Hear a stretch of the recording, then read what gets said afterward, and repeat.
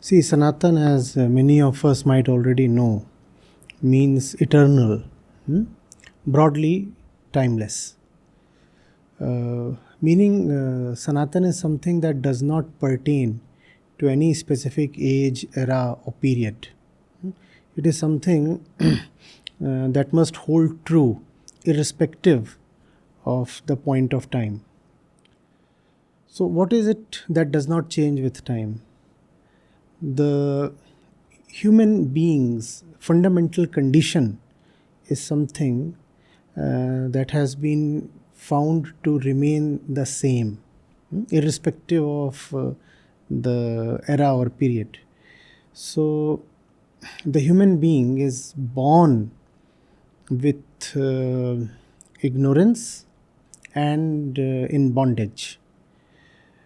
And the mind does not like that. The mind does not like ignorance and bondage.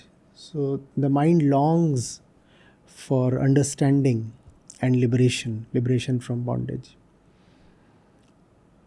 And the responsibility is on the human being herself to gain that understanding and that freedom from bondages.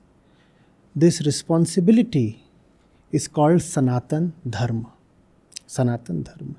So, irrespective of whether you were born 5,000 years back, or you were born just 500 years back, or you are born today, or you would be born 500 years into the future, the fact remains that the inner human condition is of strife and ignorance and suffering.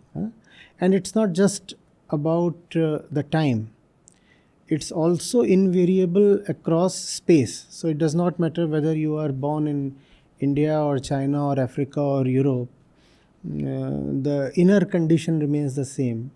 And whether you are old or young or rich or poor or man or woman, the inner ignorance is always there. So Sanatan Dharma is an overarching and a beautiful term to one's own obligation towards oneself, responsibility, dharma, a law, an order. Though the words law and order or religion do not exactly translate any of these into dharma, but loosely. So, the mind is not at peace. The mind does not understand what's going on within itself. And the mind finds itself in various kinds of bondages. For example, it is tempted towards unworthy stuff. It is afraid of things it need not be afraid of. It gets into entanglements and all kinds of needless engagement relationships. So that's the state of the mind. And it keeps losing away time, which is the essence of life. So the mind suffers and the mind wants to know how to get rid of its state of suffering. And this responsibility to know that, and the entire process of gaining liberation from suffering, that is Sanatan Dharma. That is Sanatan Dharma. Dharma that applies to all times, all peoples, and all places. That is Sanatan Dharma.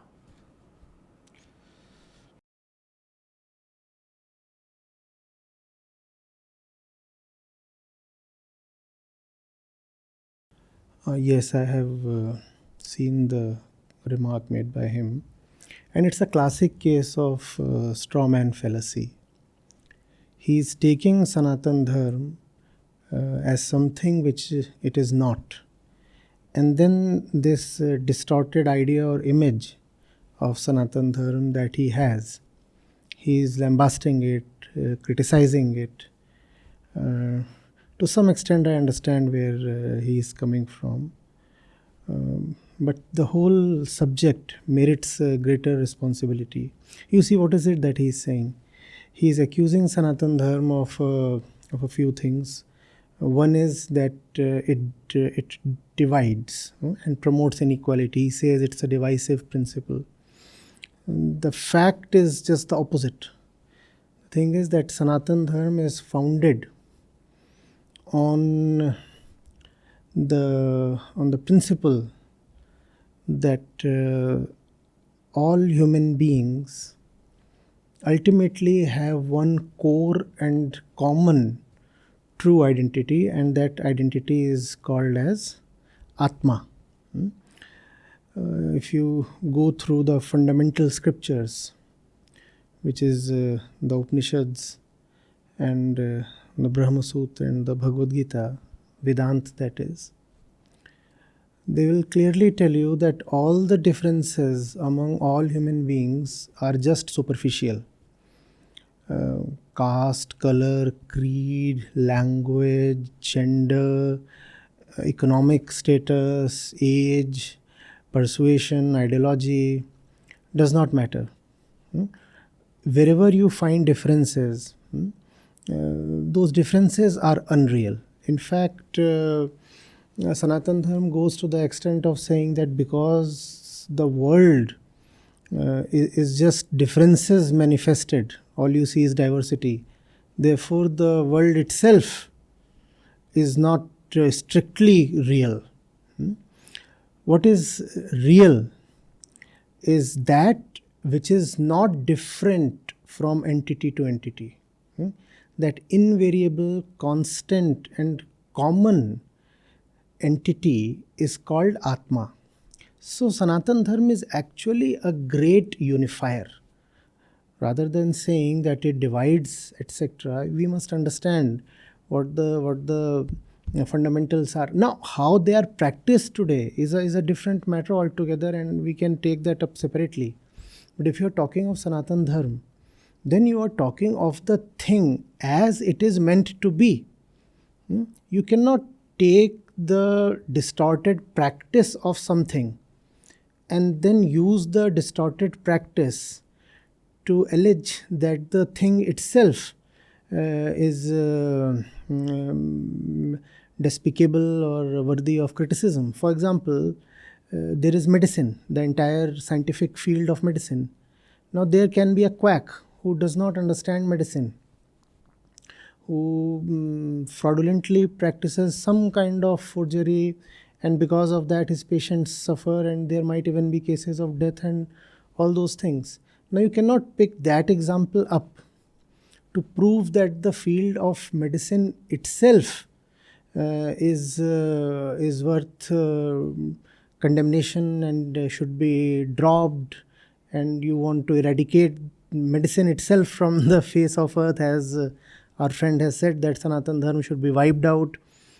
So it's barking up the wrong tree, straw man fallacy. One has to first understand what Sanatan Dharma is about. So all differences are superficial. All differences are superficial, and the reality in you is exactly the same as the reality in me. There are no two truths. There are no two truths. There are no two realities. Not only is the reality within you the same as the reality within me, the reality of the entire universe too is exactly the same as my internal reality. So the reality of the universe is called as Brahma, and my internal reality is called as Atma.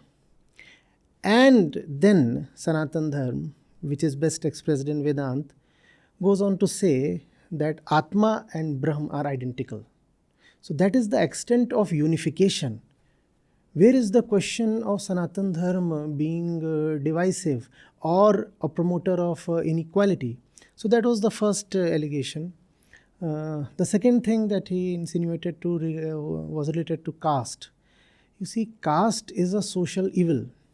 And if you're talking of Sanatan Dharma, there are hundreds and thousands of books, and they would naturally exist because the whole thing developed over a period of a minimum of 3,500 years, and over a geography spanning from modern day Afghanistan to Bengal in the east, or even Kamrup, and then from Kashmir in the north to deep south Tamil Nadu, where our friend comes from. So there was an entire long period and a vast mass of land where things were happening, and therefore a lot of things were said, and that's why so many books exist. But not all of those books are to be taken as canonical. Not everything that they say has to be taken as axiomatic. Only the very core qualifies to be called as the scripture of the Sanatan, and that core is Upanishad, if you want to understand what Sanatan Dharma is really about. And this goes out to all the ones who are watching this, listening to me right now. Just read the Ashtavakra Gita. Ashtavakra Gita is one scripture that very correctly and neatly epitomizes the very spirit of Sanatan. And having read that one, please tell me, where is caste, where is division, where is inequality, where is oppression? In fact, one complete Upanishad, the Vajrasuchika Upanishad, is devoted to denouncing caste. So the student comes to the teacher, that's how that scripture, that Upanishad runs, and asks, please tell me, what is caste? And the teacher, the rishi, smiles and says, okay, you tell me, where is caste? Is the caste of the body? So the student thinks and says, no, the caste cannot be of the body, because all bodies arise from the 5 basic elements, Panchabhut, and they are just the same. So they cannot be differentiated on the basis of caste. Then the rishi says, fine, does caste belong then to the true self, Atma? The student says, no, even Atma cannot have caste, because it's the same. It's the one thing, one final unified reality. So it cannot be differentiated on the basis of caste. So the sage then says that the conclusion is obvious. Caste then belongs neither to the body nor to the truth, which is Atma. It belongs to the domain of the mind. It is an imagination of the mind. It is an imagination of the mind. And specifically, if you go into Advaita Vedanta, it is repeatedly said there in so many words, very literally, that caste is unreal and false. Caste is unreal and false. So it is not Sanatan Dharma that promotes caste or brings in even the concept of caste. Caste is a social evil. There is the ego inside man, which Sanatan Dharma attempts to teach, to heal, to liberate. But then the ego has its own ways. It's called Maya. The ego finds her way, and the social evils remain in spite of the attempts made by the thinkers, the philosophers, the seers. So caste is one of those evils. It's almost like saying, there is a teacher, and the teacher tries his best to teach the students, but the students are as students are. They don't take to the teaching. They have their own miscellaneous interests. And then there is the examination, and the students fail it. And having failed the examination, the students turn upon the teacher and the books. They say the teacher was not a proper teacher, that's why we failed. And these books, they all need to be burnt. It is because of these books that we have failed the examination. My question is, sir, when did you read the books first of all? And if you have been reading random miscellaneous books, how is that the fault of the teacher? Are you reading the textbooks correctly? No, there are, as I said, hundreds of books. Why are you reading those hundreds of miscellaneous random books? They do not even qualify to be called as Shastra or Scripture. The definition of Shastra is very clear. Something that talks about society or this and that does not qualify to be a Shastra. Shastra is only that which talks strictly about the ego and its liberation. Who am I? I am the ego. What do I need? What do I want? I want to be liberated. A book that deals with this topic alone deserves to be called a scripture. Now, if you pick up random story books and start calling them scriptures and you quote from them and say, well, you look at this book here, the caste principle is mentioned, and if you look at those stories, in those stories you can clearly see a lot of patriarchy and misogyny and a lot of those things, social divisions. Well, you are right. But as I said, you are barking up the wrong tree. The book that you are reading is a story book. It is not a fundamental scripture of the Sanatan Dharma. So the problem is definitional. We do not know the right definition of Sanatan Dharma. So we pick up something random and we take that as Sanatan Dharma and then we start lambasting it. No, that's not fair. That's not fair to Sanatan Dharma. Sanatan Dharma arises from a very, very rigorous philosophy. It's a philosophy. It's not just something that somebody dreamt and propagated. It is not somebody's idea. It is a rigorous philosophy. And it's a philosophy that even the greatest philosophers take in high esteem. So we first of all need to acquaint ourselves with that philosophy before we attempt to criticize it. If we do not know the philosophy itself, what exactly are we criticizing? Then comes the thing regarding social evils. He says Sanatan Dharma is responsible for a lot of social evils. Sir, Sanatan Dharma aims to heal the social evils. In fact, I would venture to say that all the social evils that you see around can all be taken care of if we could live true to the spirit of Sanatan Dharma. Those social evils exist not because of Sanatan Dharma, but because we do not know what Sanatan Dharma is. So in the name of Sanatan Dharma, a lot of mischief is circulated, propagated, practiced.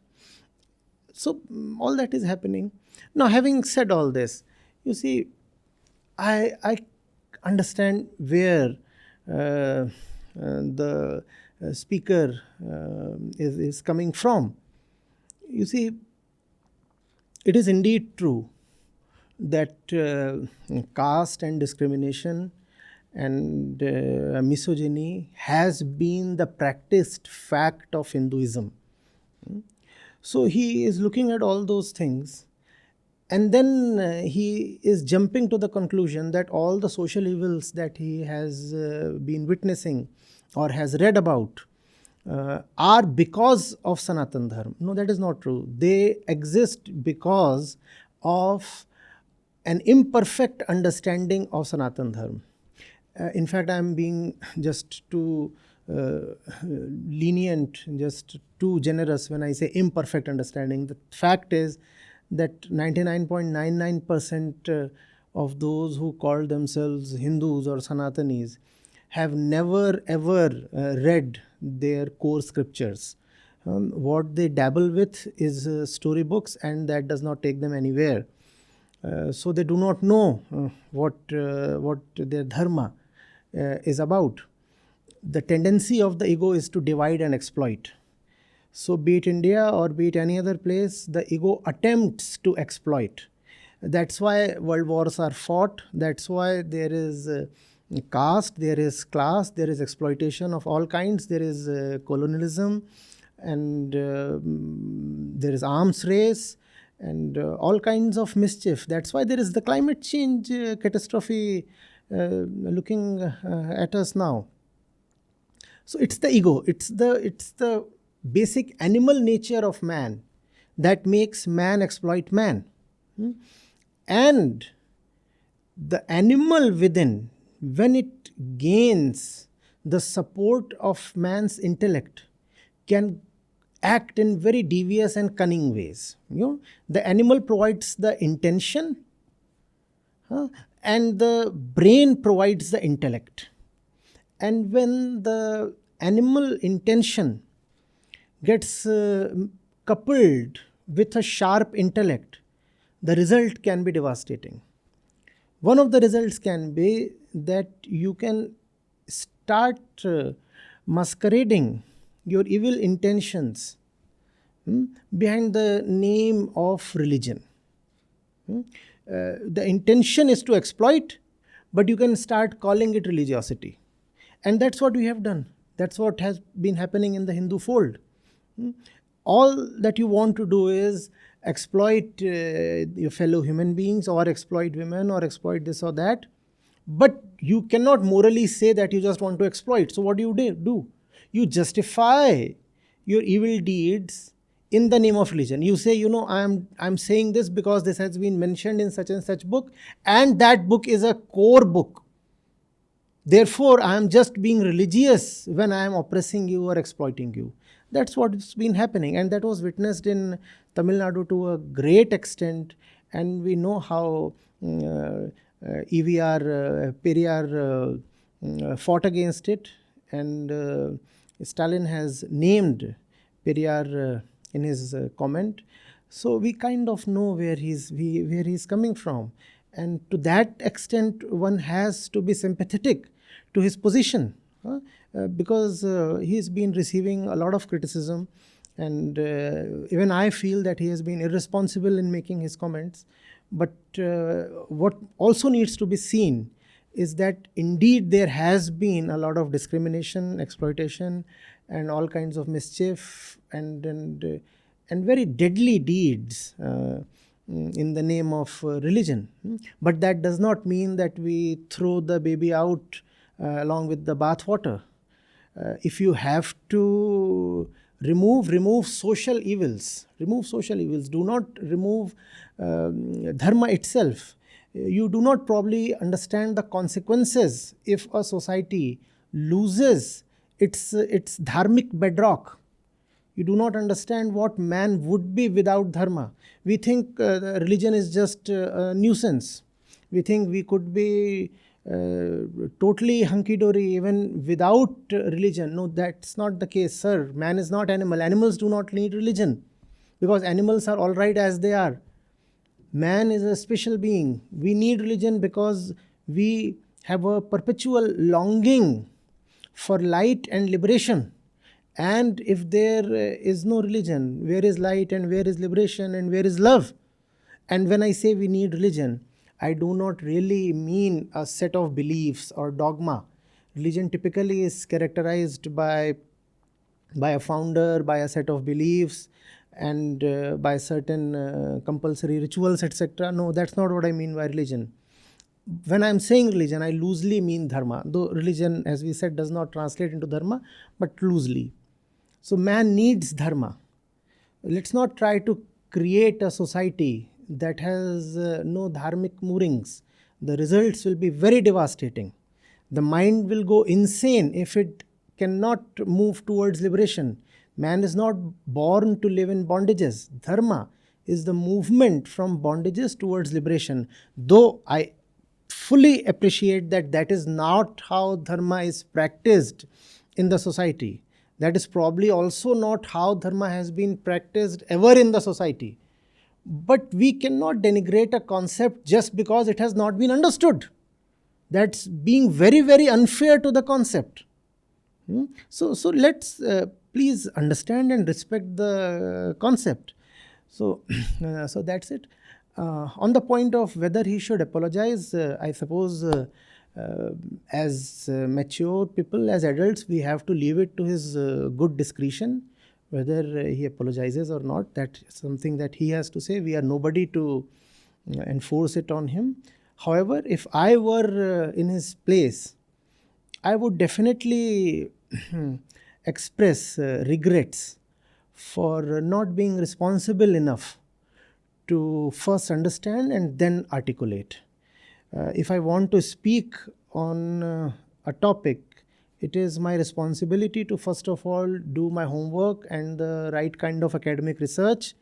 Otherwise, it can lead to further the misunderstandings in the society and the kind of times we are living in. Already the fault lines are very deep. Hmm.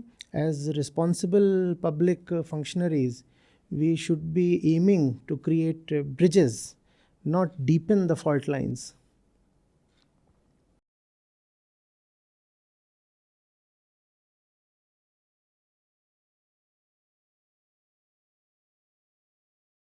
Hmm. No, when you say something stands between two things, you are assuming that all three are in the same plane, right? Otherwise, one thing cannot stand between two things. The thing is, these three do not belong to the same plane. They are dimensionally apart. Very, very different things. They are incomparable. They are not in the same dimension. Their very units are different. So, Sanatan Dharma, as we said, is a philosophy of the mind, that gives a purpose to life. It looks at the human being, it looks at the mind of the human being, it tries to see why we suffer so much, and then it tries to find an end to the suffering, a way out, a solution. That is Sanatan Dharma. Sanatan Dharma is philosophical. Then comes Hinduism. What is Hinduism? The Supreme Court has very aptly put it. It's just various streams of beliefs coming together. So beliefs, you can believe the way you want to believe, somebody else can believe the way he wants to believe, and somebody else can say, I do not believe in any kind of God or something. And yet everybody qualifies to be a Hindu. So Hinduism is about beliefs. Sanatan Dharma is a relentless and ruthless discovery of the truth. So these two are poles apart. Being a Hindu, in that sense, very interestingly, is not the same as being a Sanatani. Now, you are a Hindu if you live in a belief system, whereas you can be a Sanatani only if you discard all beliefs, because truth and beliefs do not go together. A Sanatani is someone who has to be free of all beliefs. Beliefs are bondages, and the Sanatan Marg is that which leads to liberation. So you cannot carry your bondages to your point of liberation, right? So unfortunately, much of Hinduism that we see around us is just about this story or that story, this ritual or that ritual, and beliefs very quickly slip into becoming superstitions. So there are these beliefs, superstitions, assumptions, and a lot of pseudoscience as well.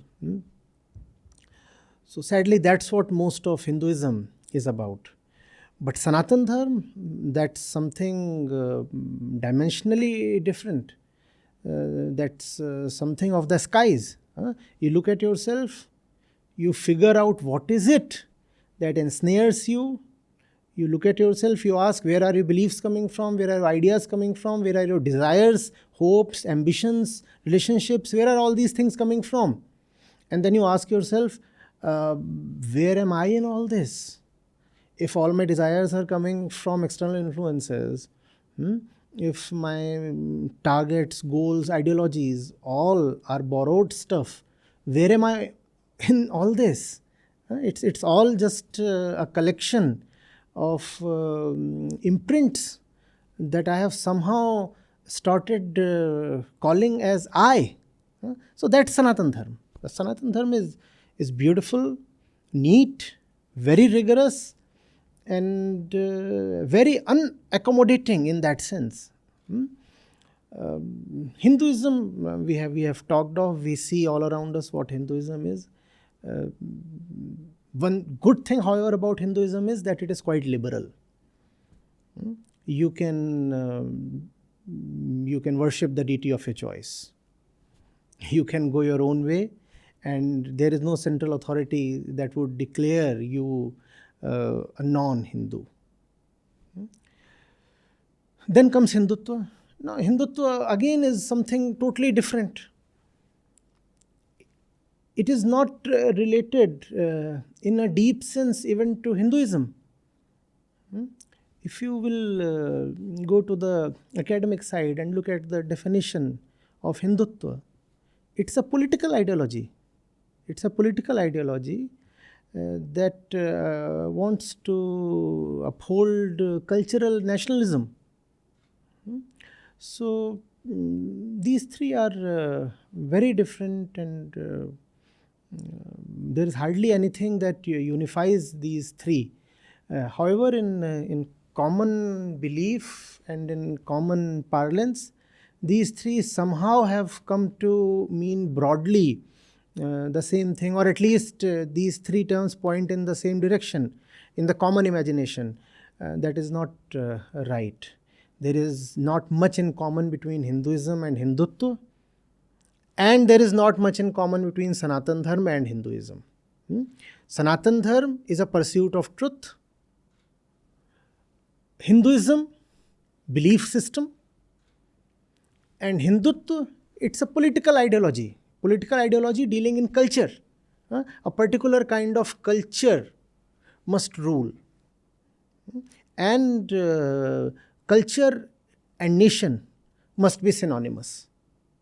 Right? So, culture, nation, and political power. Put these three together and what you get is Hindutva. Right? And what kind of culture? Popular culture. Not culture that is really flowing from, let's say, the Upanishads or Vedanta, but popular culture of the last 100, 200 years. You assume that is the authentic Hindu culture, whatever that means. So you take that culture, and along with that you take nationalism, and you take these two as synonymous, and then you say these two deserve to rule politically. That is Hindutva. So Sanatan Dharma, Hinduism, Hindutva, all three very different animals.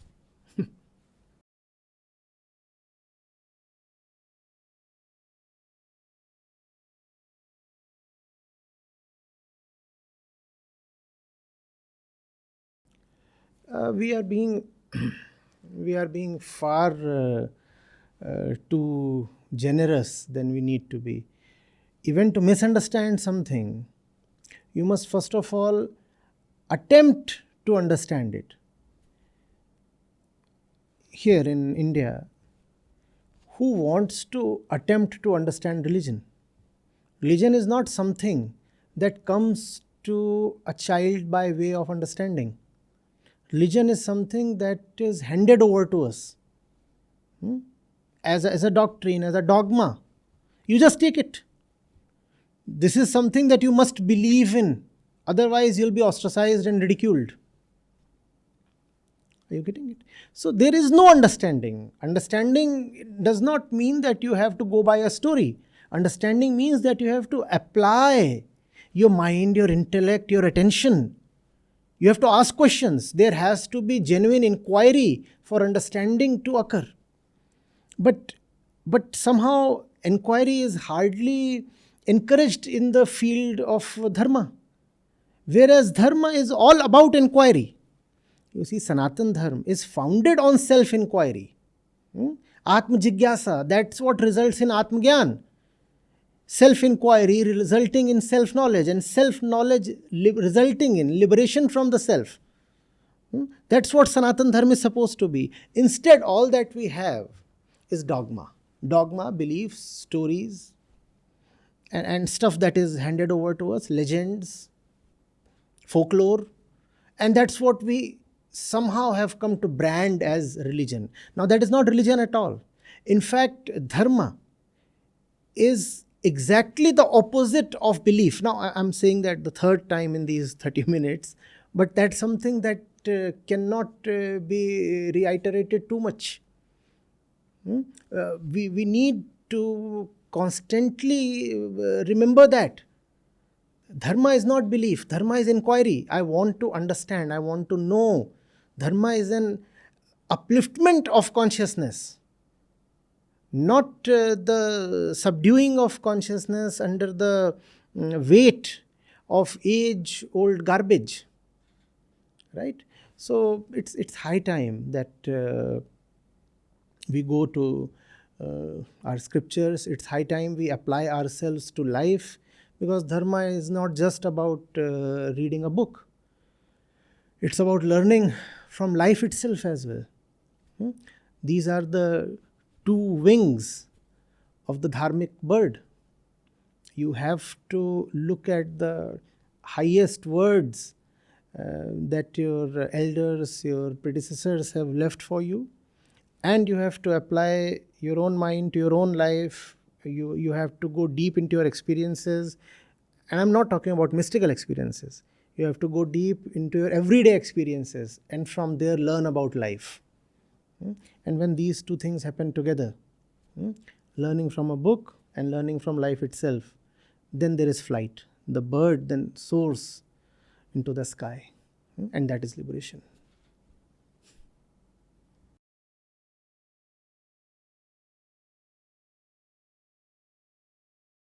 I'm glad. Thank you so much.